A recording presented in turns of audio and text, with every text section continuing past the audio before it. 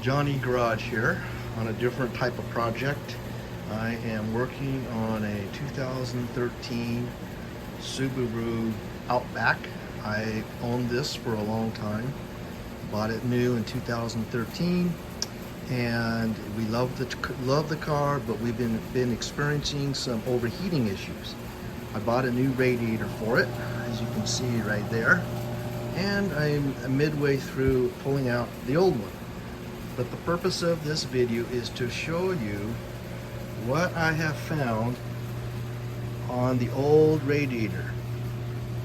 As you can see, it is completely clogged on the driver's side and clogged on the lower side as well. So this radiator actually may be good, but I will replace it anyway since I have a new one, and then I'll keep this one. But this is fairly substantial. You can see that even in the air conditioner condenser, it's also clogged, which is amazing because all this has gone through the air conditioning condenser and then has lodged itself onto the radiator. So this is just a small video of this project. Replacing the radiator is fairly straightforward. I also wanted to mention that if you look in here, you can see the white slime. And what that is incompatible antifreeze. And everything that I have read online about these Subarus is you need to have the proper antifreeze, and you cannot mix it.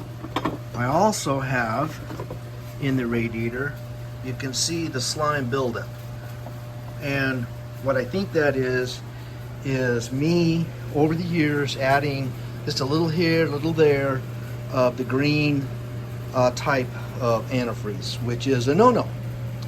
So I just want to bring this to everyone's attention, that watch out for this, and all that on the air conditioner compressor is not good. Okay? Bye-bye. Well, it's been about 5 days since I've been working on this 2013 Subaru. This is my second radiator, and I'll explain why I had to replace the new one, because I made a huge mistake. I was using some vice grips on a clamp to reclamp the spring clamp on the transmission line, and I forgot that when you undo this, it snaps back like that, and this section hit right here in the radiator and damaged several of the radiator slots here. So I ruined my radiator. I tried to solder it, was unsuccessful, and so hence this is a new radiator, and it's about 5 days ago. It took me that time to get it.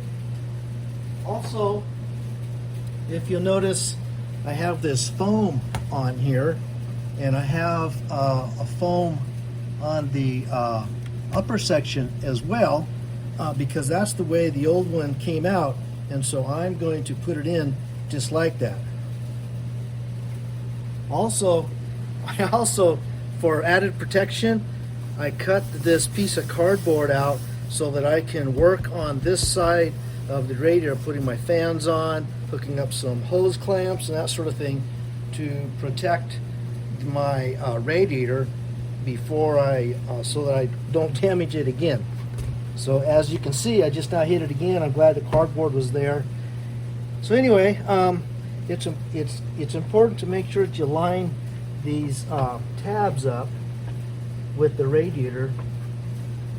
I'm getting it here as I go.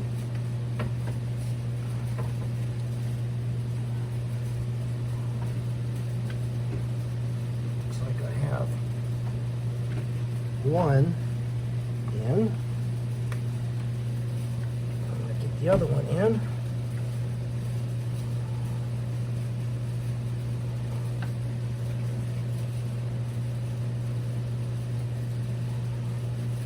go. So you notice I'm tilting it back just a little bit and then lining up these tabs on the bottom, and it kind of works a lot better. So now I have it in place, and I just kind of simply screwed it through. You can see the foam here seals this off, and so I think that's probably a good thing to do that. So there we go.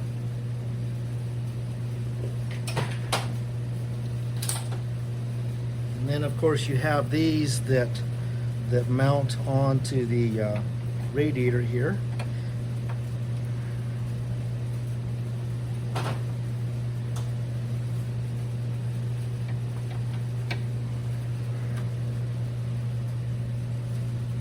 Now, one way you can tell that your radiator is not in the right spot is if these holes don't match up. If they don't match up, then you're going to have to adjust it and kind of maneuver it around to get it aligned.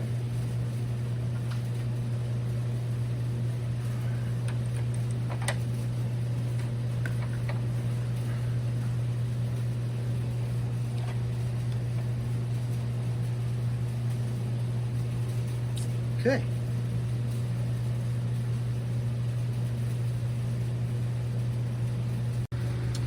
So here are the tabs here that go on. Now if they're not at an angle like this and the holes don't quite match up, then this radiator is not in the right spot. It's either got to move this way or that way. So the tabs that I'm talking about are right down here. There's a rubber tab that has to fit in, and so you can see it's really not that hard to do. Okay, so the next thing I'm going to do is attach my transmission lines to this.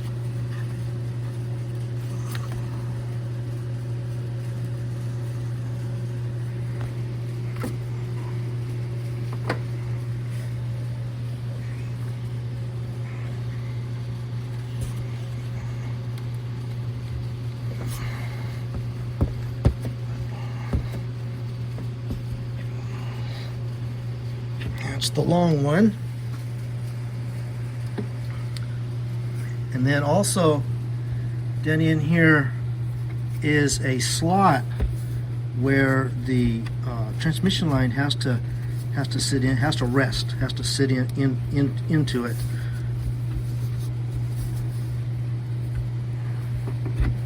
And that is right there, just like that. You can see how I have that in there. Okay. The next one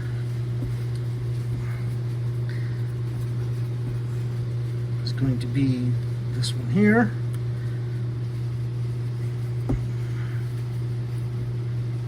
And it simply goes on like so. Okay. Just like that. So we're getting close.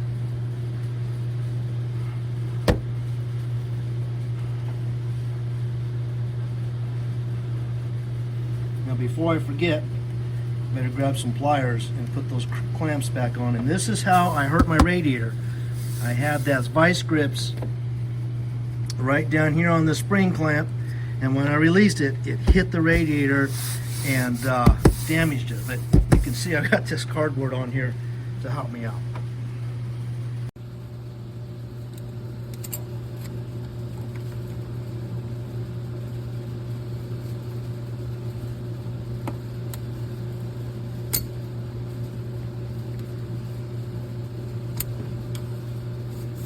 Just like that.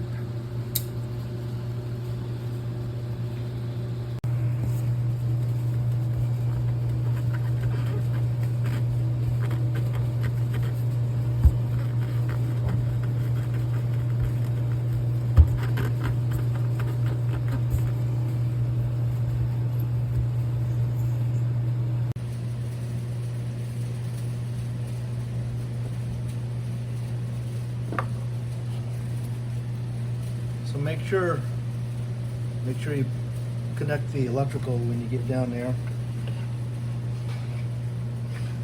It's not that hard to do.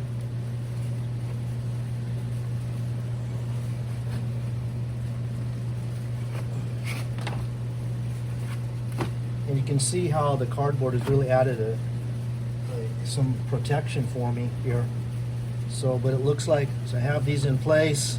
You can do is pull them forward, and so now I'll take my cardboard out and save that. And let's go ahead and put the fasteners on and keep going.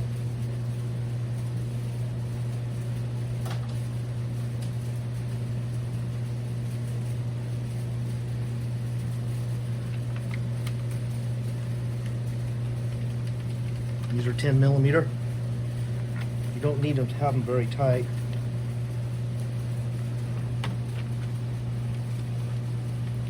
Also, something else I did that I didn't show, of course, I can't show everything, is here where the radiator mounts here, and on the bottom I added just a little bit of silicone paste to those, just a little bit. And the reason I did that is because it helps them slide down better.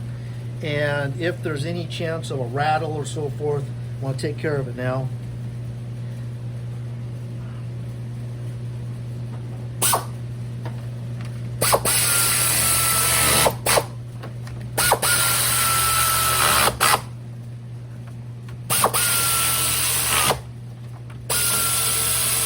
Good. All right, now before I forget, make sure that I get my electrical done. I did the other side. Always talk to yourself and tell you to do this. I've done this before and I forgot to connect things up like this. Okay, there we go. So now we're making really good headway. Got the transmission lines hooked up, electrical's hooked up, fans are in place, and now it's just kind of, I'm not going to say easy smeezy, but you know, just put things together here.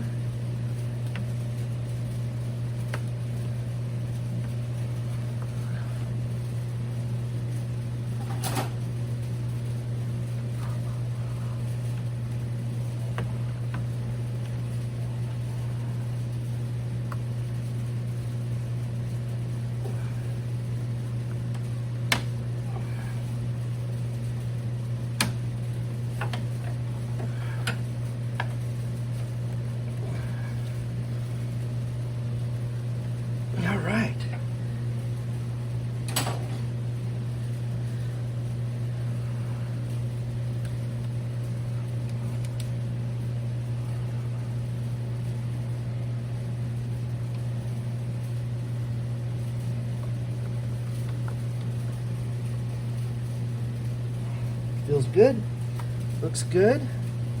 This clamped on there, it's all good. Okay. So the next thing we got to do is put our reservoir on, and let's see if I can get a little closer view for that. So this tab here at the bottom end of it fits in that hole down there, but there's a kind of a small trick to this.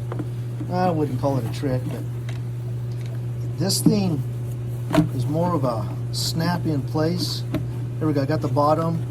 Now you kind of twist it like so to fit it inside that tab, and then when you get to here, it just snaps in place. That's all it does. And then to take it apart, you just put a screwdriver in and kind of pry it out, and it will flex. Hopefully it won't break that tab. If it breaks that tab, then you'll have to put a screw in there or something to mount it. So this is in place. That's pretty simple. So now it's just a matter of adding some coolant. I'm not going to put the cover on just quite yet until I put the coolant in, start the engine, so that I have a better chance to look for leaks.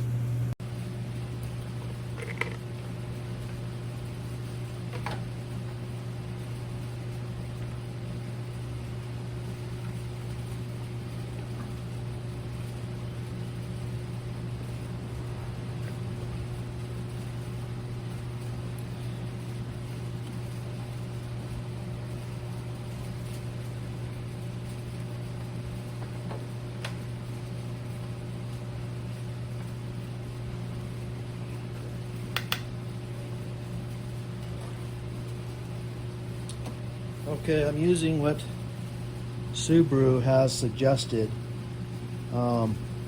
This is their right from the dealer.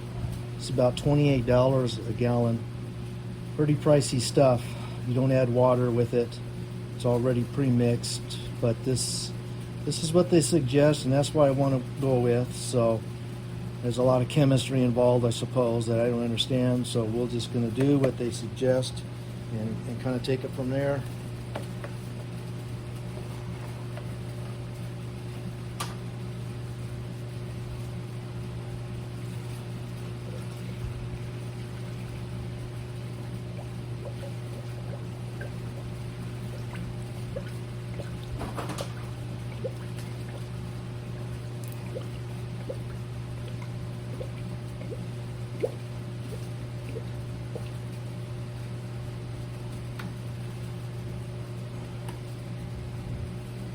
Just looking for leaks. You never know.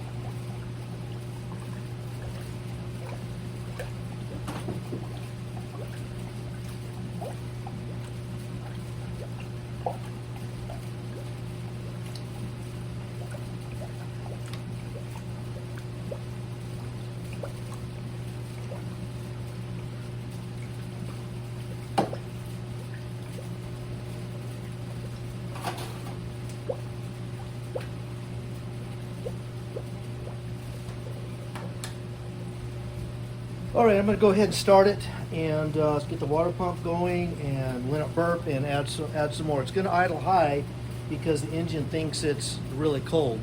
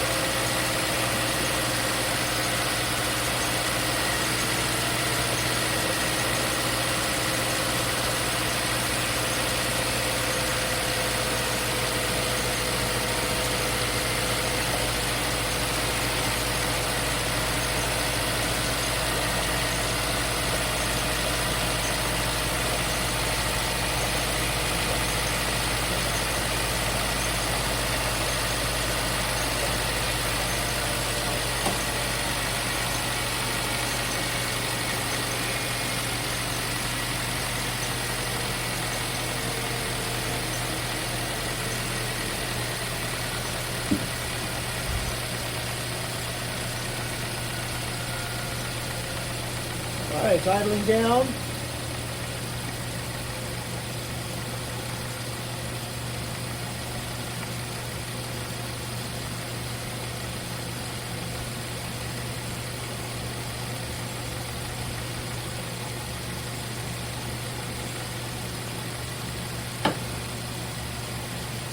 check the temperature.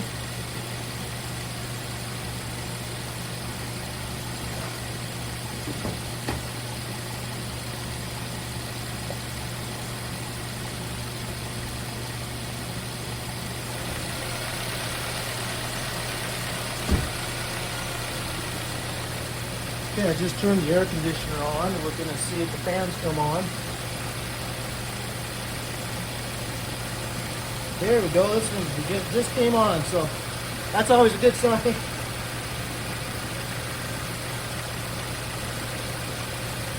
All right.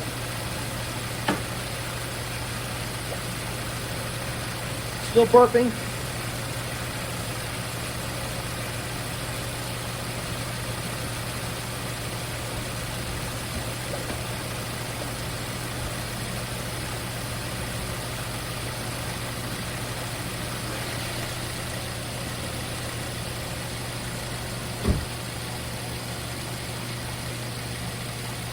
Okay, viewers, so what I'm going to do now is I'll just let this idle for a while, and when it continues to burp,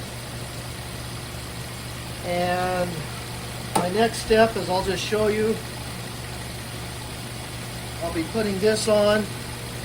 This simply just tucks up underneath the grill here, and you have these push pulls that fasten it together there.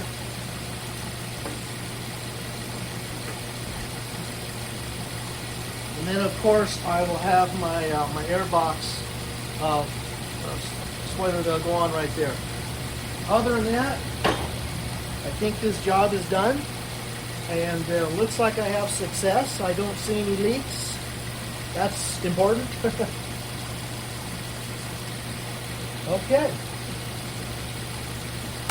Thank you so much.